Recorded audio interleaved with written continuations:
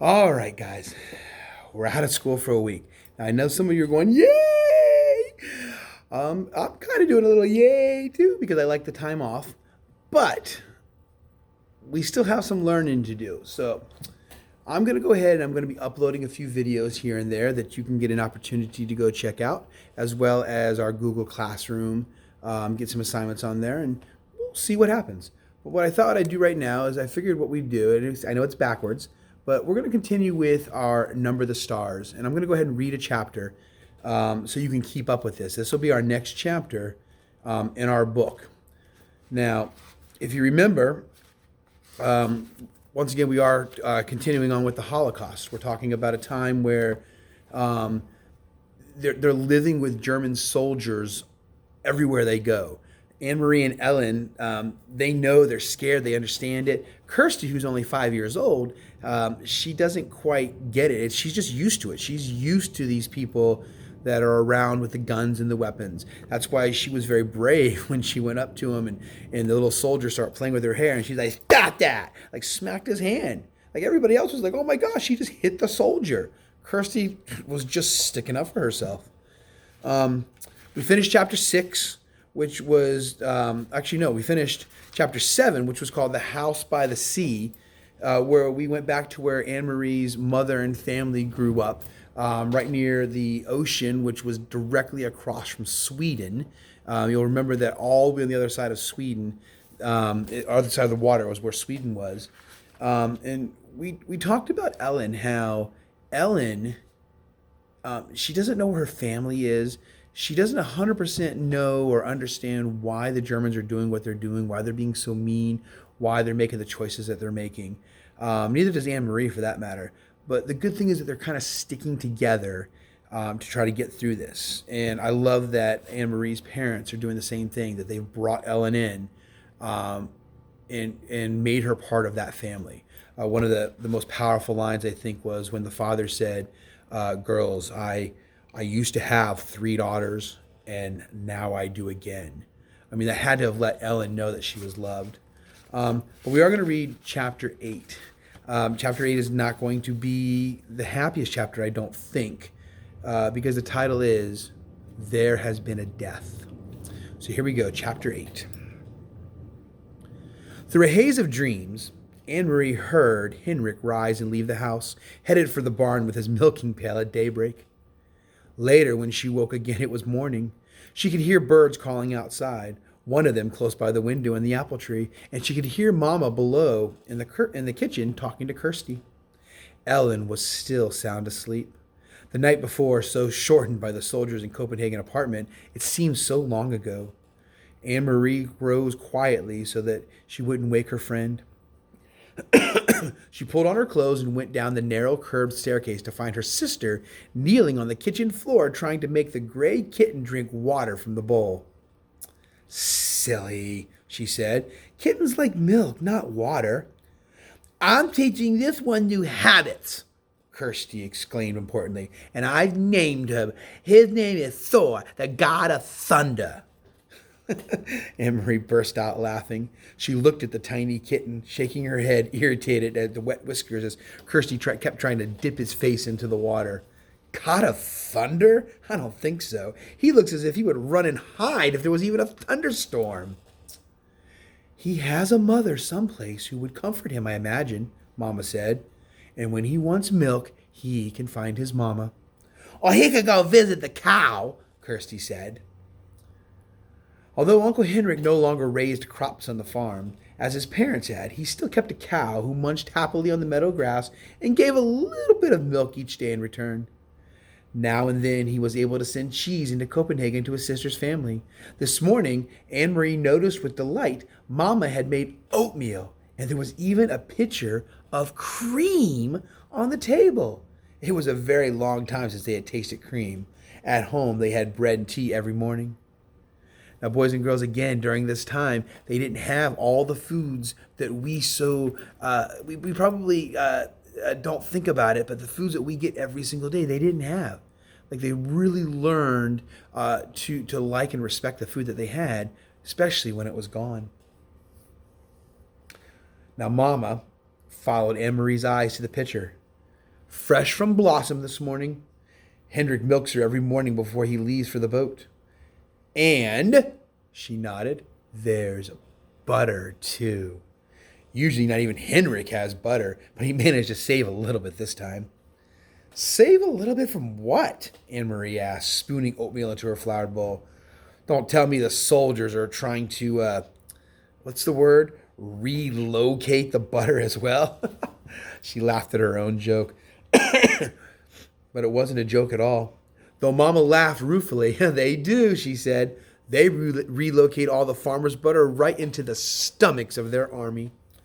I suppose if they knew Hendrick had kept his tiny bit, they would come with guns and march it away down the path. Kirsty joined their laughter as the three of them pictured a mound of frightened butter under military arrest. The kitten darted away from Kirsty's attention as it was distracted and settled down on the windowsill. Suddenly, here in this sunlit kitchen, with cream in the pitcher and a bird in the apple tree beside the door, and out in the cagot, where Uncle Hendrick, surrounded by bright blue sky and water, pulled its nets filled with shiny silver fish, suddenly the specters of guns and the grim-faced soldiers seemed nothing more than a ghost story, a joke with which to frighten children in the dark.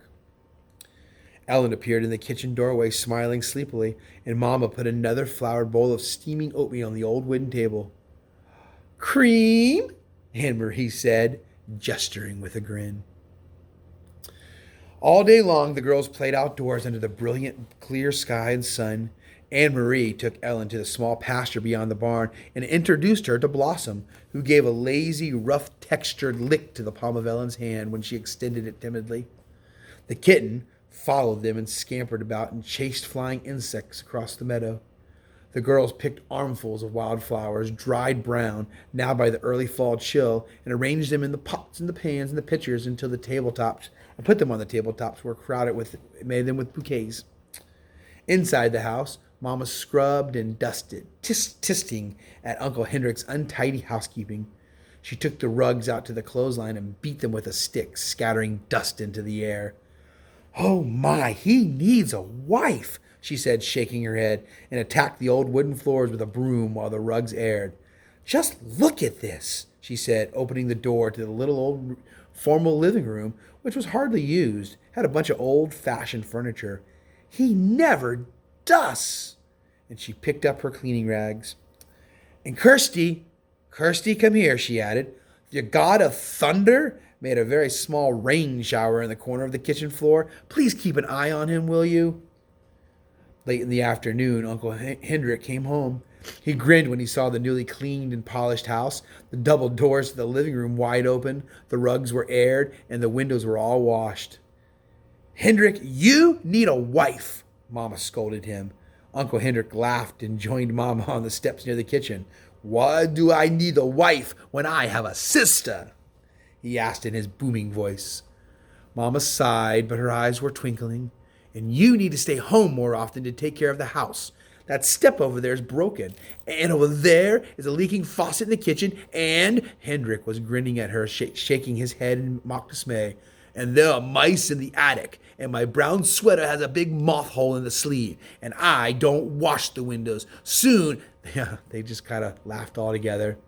"Anyway," Mama said, "I have opened every window, Hendrick, to let the air in, and in the sunlight." Miss Moore or Mr. Crownover, if you could please come to the front office. Miss Moore or Mr. Thank Crownover, goodness if you could please come to it the is front such a office. beautiful day. "Tomorrow will be a day of fishing," Hendrick said, his smile disappearing. Anne-Marie, listening, recognized the odd phrase. Papa had something like that on his telephone. "Is the weather good for fishing, Hendrick?" Papa had asked. But what did it mean? Hendrick went fishing every day, rain or shine. Denmark's fishermen didn't wait for sunny days to take their boats out and throw their nets into the sea. Anne-Marie, silent, sitting with Ellen under the apple tree, watched her uncle. Sorry, guys, we got just a little bit interrupted. Here we go. Papa had asked the phrase about weather being good for fishing. But again, it was good for fishing any days. Anne-Marie, silent, sitting with Ellen under the apple tree, watched her uncle. Mama looked at him. The weather is right, she asked. Henry nodded and looked at the sky. He smelled the air. I will be going back to the boat tonight after supper. We will leave very early in the morning. I will stay on the boat all night. Anne-Marie wondered what it would be like to be on the boat all night, to lie at anchor, hearing the sea slap against the sides, to see the stars from your place on the sea. You have prepared the living room? Uncle Hendrick asked suddenly. Mama nodded. It is cleaned, and I moved the furniture a bit to make room. And you saw the flowers, she added. I hadn't thought of it, but the girls picked dried flowers from the meadow. Prepared the living room for what? Anne-Marie asked. Why did you move the furniture? Mama looked at Uncle Hendrick. He reached down for the kitten scampering past and now held it against his chest, scratching its chin gently. It arched its small back with pleasure. Well, girls, it's a sad event, but not too sad really, because she was very, very old.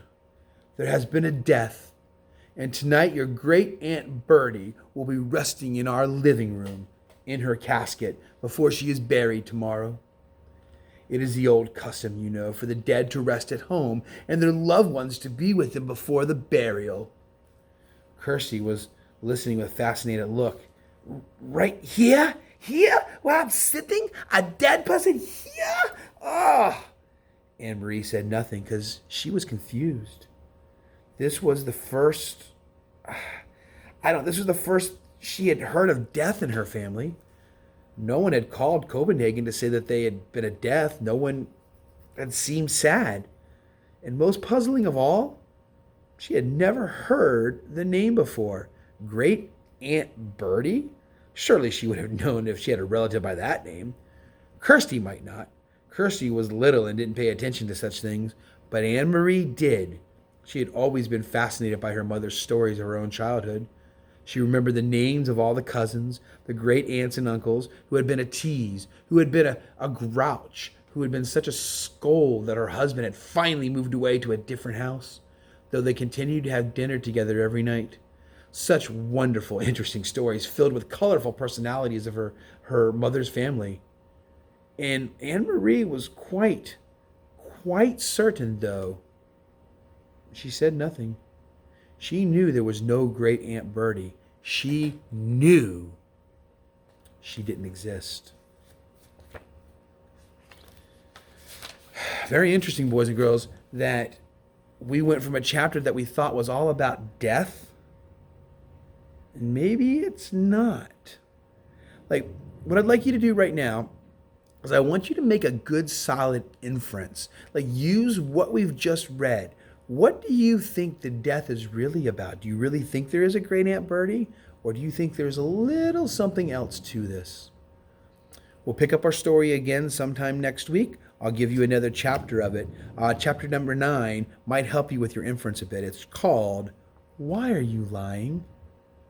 All right, guys. I miss you guys. Another chapter coming up soon. Don't forget to check Google Classroom. Have a great night.